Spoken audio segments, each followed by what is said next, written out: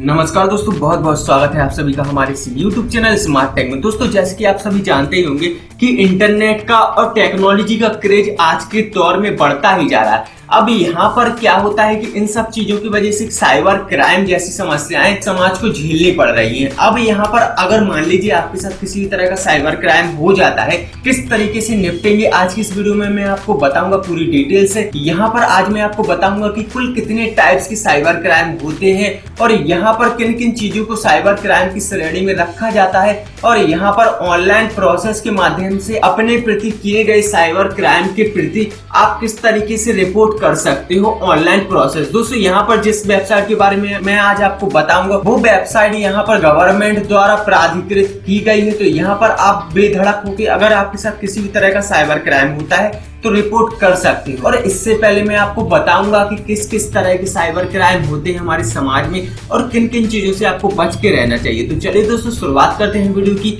और वीडियो की शुरुआत करने से पहले हर बार की तरह इस बार भी प्लीज हमारे चैनल को सब्सक्राइब करना मत भूलिएगा, क्योंकि मैं यहाँ पर ऑनलाइन फॉर्म्स और एजुकेशन से संबंधित वीडियो अपलोड करता रहता हूँ। तो चलिए दोस्तों, शुरुआत करते हैं। दोस्तों, जैसे कि सबसे पहले तो हम यहाँ पर बात की लेते हैं कि साइबर क्राइम्स के टाइप्स कितने टाइप के होते हैं, ठीक है ना। तो यहाँ पर किन किन चीजों को साइबर क्राइम की श्रेणी में रखा जाता है उन चीजों को मैं आपको समझाने की कोशिश करता हूँ, ठीक है ना। यहाँ पर मैंने एक PDF फाइल तैयार किया है। यहाँ पर मैंने लगभग 10 या 11 चीजों को इंक्लूड किया है, जिसमें मैं आपको बताऊंगा कि इन चीजों को साइबर क्राइम की श्रेणी में रखा जाता है। तो यहाँ पर सबसे पहले समझ लेते हैं साइबर क्राइम क्या है और किन किन टाइप्स के होते हैं। दोस्तों, जैसे कि आप जानते होंगे कि टेक्नोलॉजी और इंटरनेट से रिलेटेड अगर आपके साथ किसी भी तरह की धोखाधड़ी या फिर आपको टॉर्चर या फिर आपकी मानसिक उत्पीड़ित किया जा रहा है तो वो आपका साइबर क्राइम के रूप में प्रदर्शित किया जा सकता है, ठीक है ना। तो इसे साइबर क्राइम माना जाएगा। यहाँ पर अब बात आती है कि किन किन चीजों को साइबर क्राइम की श्रेणी में रखा जाता है, ठीक है ना। तो यहाँ पर देखिए, फर्स्ट नंबर पर आपको देखने को मिलेगा साइबर बुलिंग। तो यहाँ पर आप समझने वाली चीज है कि साइबर बुलिंग होती क्या है। तो यहाँ पर लिखा दिख रहा हुआ, जैसे कि आपको नीचे की तरफ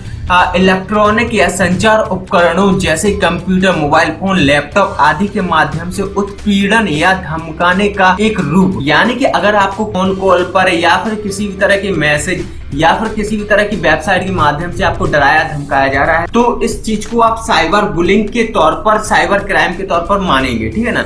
इसके बाद दोस्तों, दूसरी चीज जो आ जाती है, दूसरा टॉपिक जो आ जाता है साइबर क्राइम से रिलेटेड, तो यहाँ पर आपको लिखा दिख रहा होगा साइबर स्टॉकिंग, ठीक है ना। दोस्तों, आपने स्टॉकिंग का नाम तो सुना ही होगा कि पीछा करना। जब कोई बंदा किसी बंदे का पीछा करता है तो उसे स्टॉकिंग बोलते हैं। यहाँ पर साइबर में भी साइबर स्टॉकिंग होता है। अब इसे किस तरीके से हम समझेंगे, तो यहाँ पर दोस्तों समझिएगा। देखिए, मान लीजिए कोई व्यक्ति आपको फेसबुक या फिर आपकी ईमेल या फिर आपके व्हाट्सएप पर आपको किसी भी तरह के मैसेज करता है या फिर आपकी किसी भी तरह की ऑनलाइन प्रोफाइल या फिर सोशल मीडिया पर आपको विजिट करता है। वो बार बार आपकी चेक करता है, पूरी डिटेल्स रखता है, आपकी बिना परमिशन की आपकी डिटेल्स पूरी रखता है और एकत्रित करता है। तो इसे भी साइबर स्टॉकिंग की श्रेणी में रखा जाएगा, ठीक है ना।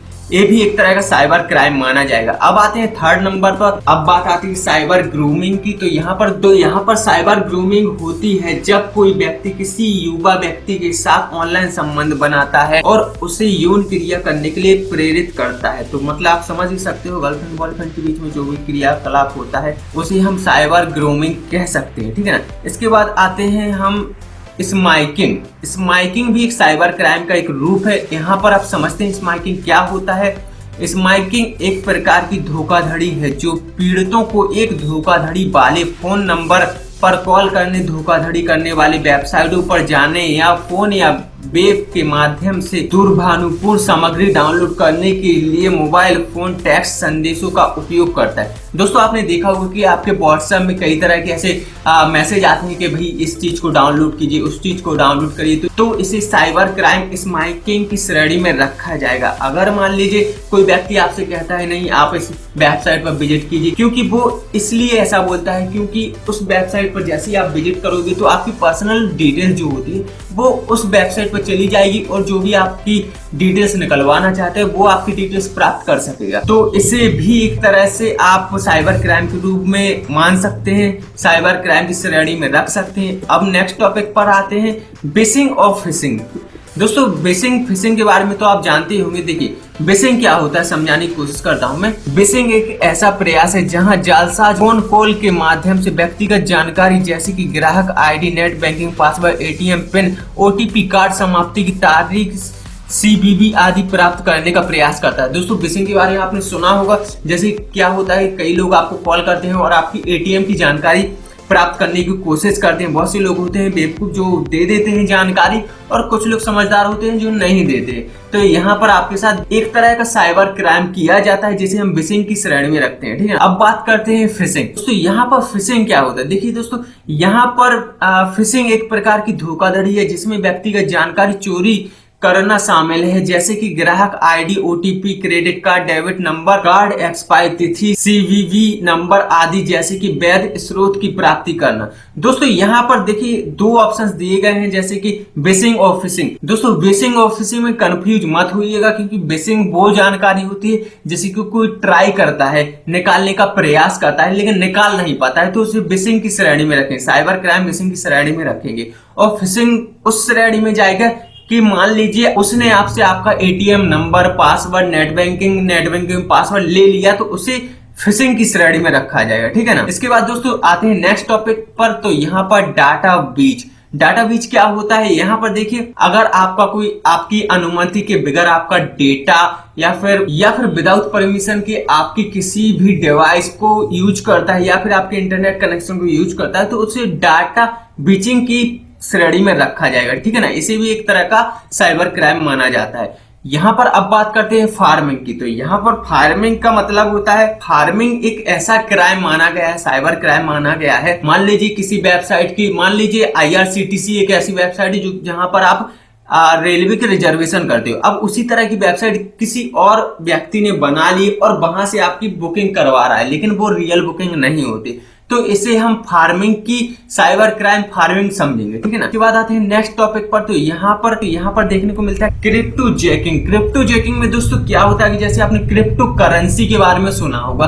क्रिप्टो करेंसी क्या होती है कि जैसे कि मान लीजिए किसी तरह की ऐप्स है, उस ऐप्स के बुलेट में आप पैसे रखते हो तो उसे क्रिप्टो करेंसी बोलेंगे। ठीक है ना। तो आज की डेट में क्या होता है कि अनाप वेबसाइट या फिर ऐप्स के माध्यम से अपने बुलेट में पैसा डलवाया जाता है। वो पैसा आपको शो करेगा लेकिन उस पैसे को आप निकाल नहीं सकते, तो इसका सीधा सा मतलब हुआ कि आपका पैसा गया। तो इसे हम क्रिप्टो जैकिंग की श्रेणी में रखेंगे, साइबर क्राइम की। अब आते हैं ऑनलाइन ड्रोइंग ट्रैफिकिंग। तो यहाँ पर ऑनलाइन ड्रोइंग ट्रैफिकिंग गैर कानूनी रूप से नियंत्रित पदार्थों जैसे कि हीरोइन, कोकीन, मारिजुआना या इलेक्ट्रॉनिक साधनों का उपयोग करके अन्य अवैध दवाओं को बेचना, परिवहन या अवैध रूप से आयात करने का अपराध है। यहाँ पर ऑनलाइन ड्रग ट्रैफिकिंग का मतलब होता है कि अगर ऑनलाइन वेबसाइट पर किसी भी तरह की अवैध रूप से ड्रग्स की सामग्री बेची जा रही है या फिर नशीली पदार्थ बेचे जा रहे हैं, तो उसे आप ऑनलाइन ड्रग ट्रैफिकिंग की श्रेणी में रखेंगे, जो कि साइबर क्राइम है, क्योंकि ये ऑनलाइन बेचा जा रहा है। अब यहाँ पर बात करते हैं स्पिंज की। तो यहाँ पर जासूसी, यहाँ पर अगर किसी भी तरह की ऑनलाइन प्रोसेस के द्वारा आपके ऊपर जासूसी की जा रही है या फिर किसी भी तरह की, मान लीजिए ड्रोन है, वो भी एक तरह की टेक्नोलॉजी का एक हिस्सा है, अगर आपके ऊपर किसी तरह की जासूसी की जा रही तो उसे स्पैम की श्रेणी में रखेंगे, जो कि एक साइबर क्राइम है। तो दोस्तों यहाँ पर आपको समझ आ ही गया होगा कि किन किन चीजों को यहाँ पर साइबर क्राइम की श्रेणी में रखा जा सकता है। अब दोस्तों यहाँ पर बात करते हैं कि किस तरीके से आपको यहाँ पर ऑनलाइन इसकी शिकायत करनी है। तो यहाँ पर मैं सिंपली टाइप की देता हूँ साइबर क्राइम। जैसे ही मैं यहाँ पर गूगल पर टाइप करता हूँ साइबर क्राइम, तो साइबर का एक वेबसाइट आएगा। ठीक है ना, जिसकी फर्स्ट लिंक आपको गूगल पर शो कर जाएगी जैसे ही आप साइबर क्राइम लिखकर सर्च करोगे। तो यहाँ पर मैं फर्स्ट लिंक पर सर्च किए देता हूँ, साइबर क्राइम का पोर्टल है ये। यहाँ पर एक पोर्टल गवर्नमेंट द्वारा अधिकृत है, इसीलिए आप बेधड़क होकर यहाँ पर रिपोर्ट कर सकते हो। ठीक है ना दोस्तों, अगर आमतौर पर आपके साथ किसी भी तरह का साइबर क्राइम होता है और आप पुलिस स्टेशन जाते हो तो वहां पर आपको काफी चक्कर काटने पड़ सकते हैं, लेकिन यहाँ पर किसी भी तरह का चक्कर नहीं काटना है। बाकायदा आप यहाँ पर अपना स्टेटस चेक कर सकते हो, यहाँ पर किस तरीके से आपको अप्लाई करना है। वीडियो बहुत लंबा हो गया इसलिए मैं शॉर्टकट तरीके से बता देता हूँ। तो यहाँ पर जैसे ही आप आई एक्सेप्ट बटन पर क्लिक करोगे तो आपकी कंप्लेन करने के लिए एक फॉर्म ओपन हो जाएगा, जिसे आप भर सकते हो, अपनी तसल्ली के अनुसार, अपनी इच्छा अनुसार भर सकते हो। और दोस्तों अगर आपको इस वेबसाइट के बारे में ज्यादा जानकारी जाननी है तो आप मुझे वीडियो के नीचे कमेंट बॉक्स में कमेंट कर सकते हो। मैं इस वेबसाइट के बारे में बारीकी से एक वीडियो बनाऊंगा जिसे मैं आपको परफेक्टली पूरी वेबसाइट को किस तरीके से यूज करना है उस बारे में बताऊंगा। तो उम्मीद करता हूं दोस्तों आप सभी को वीडियो पसंद आया होगा साइबर क्राइम के बारे में। अगर आप इसका नेक्स्ट पार्ट देखना चाहते हो तो मुझे वीडियो के नीचे कमेंट करें। मिलते हैं नेक्स्ट वीडियो में, धन्यवाद।